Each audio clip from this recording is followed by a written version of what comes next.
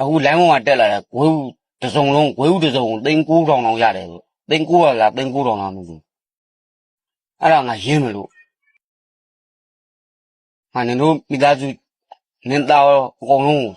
တင်းတောင်းတင်းနဲ့ထားမလို့ငါတော့ဒီရင်းမှာရင်းမိဆိုရင်လာမလုံးနဲ့သူကပစ္စည်းမခိုးမဖွဲ့ဘူးငါအမေပေးလိုက်တဲ့ပစ္စည်းနဲ့ငါရောင်းစားပြီးတော့ငါလှုပ်စားမှာငါဘောနားလဲလား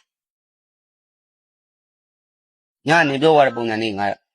ဒီနေ့မှနာလုံလုံလို့အဲ့ဒါဂွေးဦးဖြုတ်ရောက်မှာနေကျင်တတ်လားပြော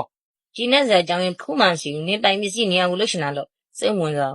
အခုဖြစ်ပြီဆိုရင်ငါပစ္စည်းငါဥစ္စာငါရှာထားတာဘာညာနဲ့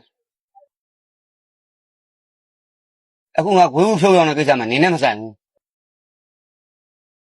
ငါသားရှိရတော့ငါဖြုတ်ရောက်မှာနှလုံးလုံးရောက်မှာဂွေးဦး